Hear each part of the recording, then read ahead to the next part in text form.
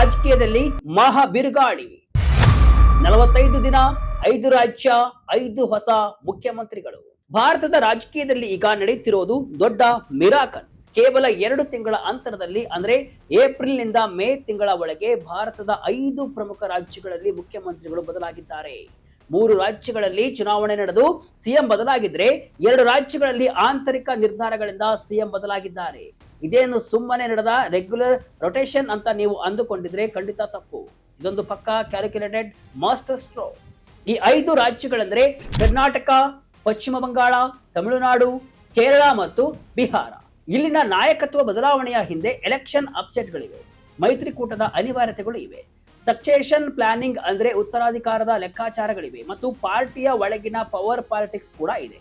ಆದರೆ ಇದೆಲ್ಲದರ ಅಸಲಿ ಟಾರ್ಗೆಟ್ ಇರುವುದು ಮುಂಬರುವ 2029ರ ಲೋಕಸಭಾ ಎಲೆಕ್ಷನ್. ಎಸ್, ಇದನ್ನೇ ಎಕ್ಸ್ಪರ್ಟ್ಗಳು ಗ್ರೇಟ್ ಪವರ್ ರಿಸೆಟ್ ಅಂತ ಕರೆದಿದ್ದಾರೆ. ಇನ್ನೊಂದು ವಿಶೇಷ ಏನಂದ್ರೆ 5 ಮುಖ್ಯಮಂತ್ರಿಗಳು ಕೂಡ ಹೊಸ ಮುಖಗಳೇ. ಎಲ್ಲರೂ ಮೊದಲ ಬಾರಿಗೆ ಸಿಎಂ ಆಗ್ತಿದ್ದಾರೆ. ಈ ಬಿಗ್ ಜಿಯೋ ಪೊಲಿಟಿಕಲ್ ಗೇಮ್ ನಲ್ಲಿ 2026ರ ರಾಜಕೀಯ ಪಲ್ಲಟಗಳು ಹೇಗೆ ಇಡೀ ದೇಶದ ದಿಕ್ಕನ್ನೇ ಬದಲಾಯಿಸುತ್ತಿವೆ, ಬನ್ನಿ ಇವತ್ತಿನ ಈ ವಿಡಿಯೋದಲ್ಲಿ ಫುಲ್ ಡೀಟೇಲ್ ಆಗಿ ನೋಡ್ಕೊಂಡು ಬರೋಣ. ನಾನು ಶಿವಮೂರ್ತಿ ಸರ್ಬಾ. ಬಿಹಾರದಲ್ಲಿ ನಿತೀಶ್ ಕುಮಾರ್ ಯುಗದ ಅಂತ್ಯ, ಬಿಜೆಪಿ ನೇತೃತ್ವದ ಮೊದಲ ಸರ್ಕಾರ ಅಧಿಕಾರಕ್ಕೆ. ನಾವು ಟೈಮ್ ಲೈನ್ ಪ್ರಕಾರ ಈ ಗ್ರೇಟ್ ಪವರ್ ರೀಸೆಟ್ ಅನ್ನ ನೋಡ್ತಾ ಹೋಗೋಣ. ಕರ್ನಾಟಕದ್ದು ಸ್ವಲ್ಪ ಹೇಳೋದು ಜಾಸ್ತಿನೇ ಇದೆ, ಅದನ್ನ ಕೊನೆಯದಾಗಿ ನೋಡೋಣ. ಫಸ್ಟ್ ಬಿಹಾರದಿಂದಲೇ ಶುರು ಮಾಡೋಣ.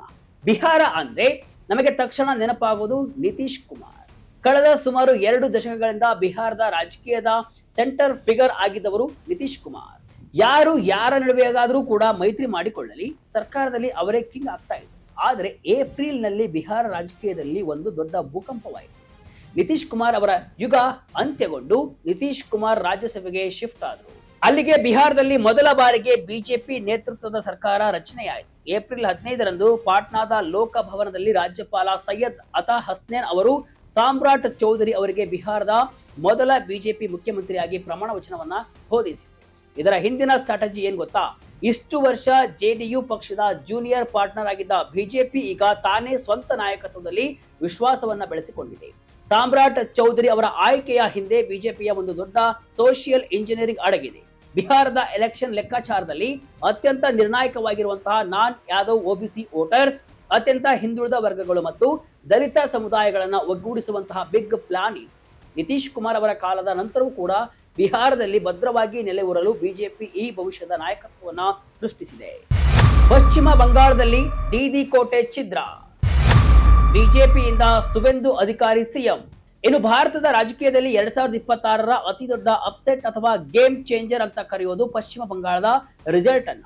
ಬರೋಬ್ಬರಿ 15 ವರ್ಷಗಳ ಕಾಲ ಪಶ್ಚಿಮ ಬಂಗಾಳವನ್ನ ತನ್ನ ಕಬ್ಬಿಣದ ಮುಷ್ಟಿಯಲ್ಲಿ ಇಟ್ಟುಕೊಂಡಿದ್ದಂತಹ ಮಮತಾ ಬ್ಯಾನರ್ಜಿ ಅವರ ತೃಣಮೂಲ ಕಾಂಗ್ರೆಸ್ ಪಕ್ಷವನ್ನ ಬಿಜೆಪಿ ಧೂಳಿಪಟ ಮಾಡಿದೆ. ಈ ಮೂಲಕ ಪೂರ್ವ ಭಾರತದಲ್ಲಿ ಮೊದಲ ಬಾರಿಗೆ ಬಿಜೆಪಿ ತನ್ನ ಸರ್ಕಾರವನ್ನ ರಚಿಸಿದೆ. ಮೇ 9ರಂದು ಬೆಳಗ್ಗೆ 11 ಗಂಟೆಗೆ ಕೋಲ್ಕತ್ತಾದ ಬ್ರಿಗೇಡ್ ಪರೇಡ್ ಗ್ರೌಂಡ್ಸ್ ನಲ್ಲಿ ಸುವೆಂದು ಅಧಿಕಾರಿ ಅವರು ಪಶ್ಚಿಮ ಬಂಗಾಳದ ಮೊದಲ ಬಿಜೆಪಿ ಸಿಎಂ ಆಗಿ ಪ್ರಮಾಣ ವಚನವನ್ನ ಸ್ವೀಕರಿಸುತ್ತಾರೆ. ಈ ಕಾರ್ಯಕ್ರಮದಲ್ಲಿ ಖುದ್ದು ಪ್ರಧಾನಿ ಮೋದಿ ಮತ್ತು ಅಮಿತ್ ಶಾ ಭಾಗವಹಿಸುತ್ತಾರೆ.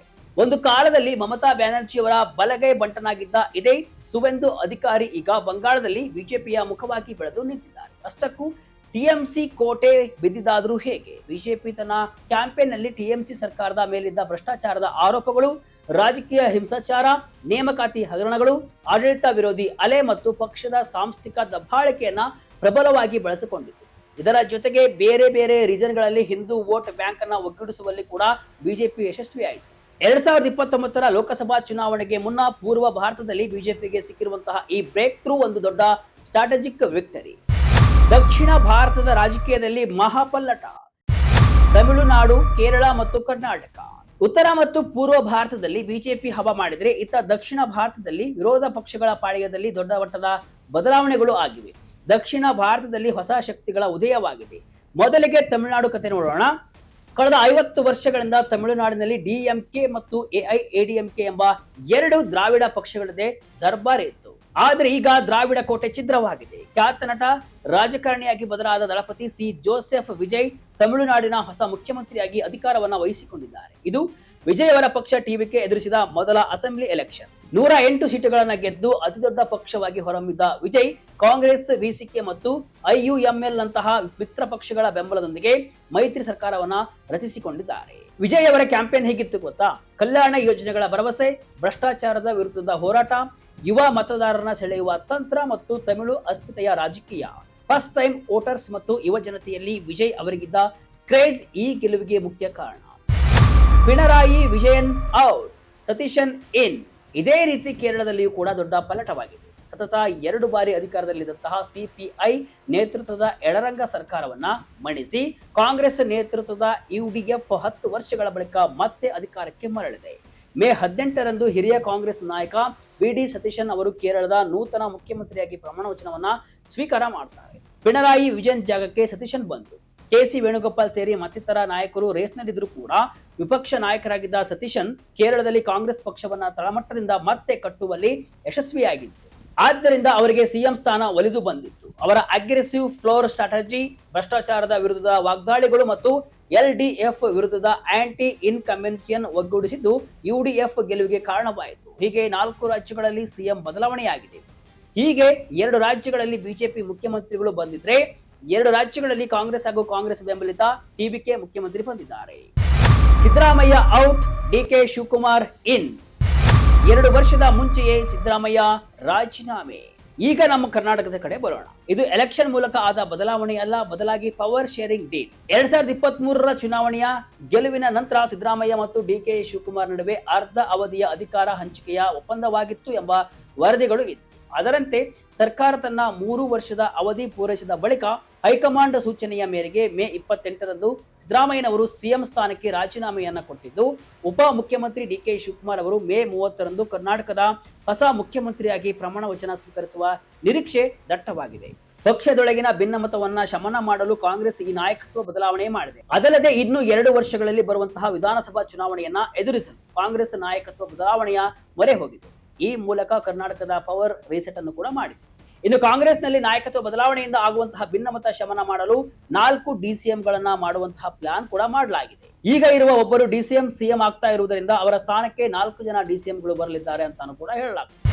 ದೇಶಾದ್ಯಂತ 27ಕ್ಕೂ ಹೆಚ್ಚು ಡಿಸಿಎಂಗಳು. ಏನಿದು ಡೆಪ್ಯೂಟಿ ಸಿಎಂ ಪಾಲಿಟಿಕ್ಸ್? ಒಂದು ಕಡೆ 5 ರಾಜ್ಯಗಳಲ್ಲಿ ಹೊಸ ಮುಖ್ಯಮಂತ್ರಿಗಳ ಟ್ರೆಂಡ್ ಆದ್ರೆ, ಇನ್ನೊಂದು ಕಡೆ ಭಾರತದ ರಾಜಕೀಯದಲ್ಲಿ ಈಗ ಡಿಸಿಎಂಗಳ ಭಾರಿ ಟ್ರೆಂಡ್ ನಡೀತಾ ಇದೆ. ಭಾರತಾದ್ಯಂತ 17 ರಾಜ್ಯಗಳು ಮತ್ತು 1 ಕೇಂದ್ರಾಡಳಿತ ಪ್ರದೇಶದಲ್ಲಿ ಒಟ್ಟು 27 ಡೆಪ್ಯೂಟಿ ಸಿಎಂಗಳು ಇದ್ದಾರೆ. ಇದಕ್ಕೆ ಕರ್ನಾಟಕದಲ್ಲಿ ಆಗುತ್ತಿರುವಂತಹ ಬದಲಾವಣೆ ಸೇರಿಸಿದ್ರೆ 30ಕ್ಕಿಂತ ಹೆಚ್ಚು ಡಿಸಿಎಂಗಳು ಆಗಲಿದ್ದಾರೆ. ಇದು ಸಮ್ಮಿಶ್ರ ಸರ್ಕಾರಗಳ ಅನಿವಾರ್ಯತೆ ಮತ್ತು ಜಾತಿ ಲೆಕ್ಕಾಚಾರಗಳನ್ನ ಬ್ಯಾಲೆನ್ಸ್ ಮಾಡುವ ಹೊಸ ಸ್ಟ್ರಾಟಜಿ. ನೀವೇ ನೋಡಿ, 10 ರಾಜ್ಯಗಳಲ್ಲಿ 1ಕ್ಕಿಂತ ಹೆಚ್ಚು ಡಿಸಿಎಂಗಳು ಇದ್ದಾರೆ. ಉದಾಹರಣೆಗೆ ಬಿಹಾರದಲ್ಲಿ ವಿಜೇಂದ್ರ ಪ್ರಸಾದ್ ಯಾದವ್ ಮತ್ತು ವಿಜಯ್ ಕುಮಾರ್ ಚೌಧರಿ, ಉತ್ತರ ಪ್ರದೇಶದಲ್ಲಿ ಕೇಶವ್ ಪ್ರಸಾದ್ ಮೌರ್ಯ ಮತ್ತು ಬ್ರಜೇಶ್ ಪಾಠಕ್, ಮಹಾರಾಷ್ಟ್ರದಲ್ಲಿ ಏಕನಾಥ್ ಶಿಂದೆ ಮತ್ತು ಸುನೇತ್ರಾ ಪವಾರ್. ಇದೇ ರೀತಿ ರಾಜಸ್ಥಾನ, ಮಧ್ಯಪ್ರದೇಶ, ಛತ್ತೀಸ್ಗಢ, ಒಡಿಶಾ, ಮೇಘಾಲಯ, ಮಣಿಪುರ, ನಾಗಾಲ್ಯಾಂಡ್ ಮತ್ತು ಅರುಣಾಚಲ ಪ್ರದೇಶದಲ್ಲೂ ಕೂಡ ಮಲ್ಟಿಪಲ್ ಡಿಸಿಎಂಗಳು ಇದ್ದಾರೆ. ಇನ್ನು 5 ರಾಜ್ಯಗಳಲ್ಲಿ ಸಿಂಗಲ್ ಡಿಸಿಎಂಗಳು ಇದ್ದಾರೆ. ಆಂಧ್ರ ಪ್ರದೇಶದಲ್ಲಿ ಪವನ್ ಕಲ್ಯಾಣ್, ತೆಲಂಗಾಣದಲ್ಲಿ ಮಲ್ಲು ಭಟ್ಟಿ ವಿಕ್ರಮಾರ್ಕ, ಜೊತೆಗೆ ಅಸ್ಸಾಂ, ಜಮ್ಮು ಕಾಶ್ಮೀರದಲ್ಲಿ ಸುರೀಂದರ್ ಕುಮಾರ್ ಚೌಧರಿ ಮತ್ತು ಪುದುಚೇರಿಯಲ್ಲಿ ಡೆಪ್ಯೂಟಿ ಸಿಎಂಗಳು ಇದ್ದಾರೆ. ಇದು ತೋರಿಸುವುದು ಏನೆಂದ್ರೆ, ಈಗಿನ ರಾಜಕೀಯದಲ್ಲಿ ಯಾವುದೇ ಒಂದು ಜಾತಿ ಅಥವಾ ಪ್ರದೇಶವನ್ನ ನಿರ್ಲಕ್ಷಿಸುವಂತಿಲ್ಲ. ಎಲ್ಲರಿಗೂ ಅಧಿಕಾರದಲ್ಲಿ ಪಾಲು ಕೊಡಲೇಬೇಕಾದ ಪರಿಸ್ಥಿತಿ ಇದೆ. 2029ಕ್ಕೆ ಪಕ್ಷಗಳ ಮಾಸ್ಟರ್ ಪ್ಲಾನ್, ಭಾರತದಲ್ಲಿ ದಿ ಗ್ರೇಟ್ ಪವರ್ ರಿಸೆಟ್. ಇದೆಲ್ಲವನ್ನ ಒಟ್ಟಿಗೆ ಸೇರಿಸಿ ನೋಡಿದಾಗ ನಿಮಗೆ ಅಸಲಿ ಚಿತ್ರಣ ಅರ್ಥವಾಗುತ್ತೆ. ಈ 2026ರ ಸಿಎಂ ಬದಲಾವಣೆಗಳು ಕೇವಲ ಸ್ಟೇಟ್ ಪಾಲಿಟಿಕ್ಸ್ ಅಲ್ಲ, ಇದು 2029ರ ಎಲೆಕ್ಷನ್ಗೆ ನಡೆಯುತ್ತಿರುವಂತಹ ಬಿಗ್ ಪ್ರಿಪರೇಷನ್. ಇದನ್ನೇ ನ್ಯಾಷನಲ್ ಲೆವೆಲ್ನಲ್ಲಿ ಗ್ರೇಟ್ ಪವರ್ ರಿಸೆಟ್ ಅಂತಿದ್ದಾರೆ. 2028ರಲ್ಲಿ ಕರ್ನಾಟಕದಲ್ಲಿ ವಿಧಾನಸಭಾ ಚುನಾವಣೆ ಬಿಟ್ಟರೆ ಉಳಿದೆಲ್ಲ ರಾಜ್ಯಗಳಲ್ಲಿ 2030ರ ಬಳಿಕವೇ ಅಸೆಂಬ್ಲಿ ಎಲೆಕ್ಷನ್ ಇದೆ. ಆದ್ದರಿಂದ ಇದು ಲೋಕಸಭಾ ಚುನಾವಣೆಯಲ್ಲಿ ಭಾರಿ ಪರಿಣಾಮ ಬೀರುವುದಂತೂ ಖಂಡಿತ. ಕಳೆದ ಲೋಕಸಭಾ ಚುನಾವಣೆಯಲ್ಲಿ ಬಿಜೆಪಿ ಸ್ವಲ್ಪ ಏಟನ್ನ ತಿಂದಿತ್ತು. ಈಗ ಮತ್ತೆ 2029ರಲ್ಲಿ ಕೂಡ ಬಿಜೆಪಿ ಕಟ್ಟಿ ಹಾಕಲು ವಿಪಕ್ಷಗಳು ಪ್ಲಾನ್ ಮಾಡ್ತಾ ಇದ್ರೆ, ತನ್ನ ಸ್ಥಾನಗಳನ್ನ ವಾಪಸ್ ಪಡೆಯಲು ಬಿಜೆಪಿ ಟ್ರೈ ಮಾಡ್ತಿದೆ.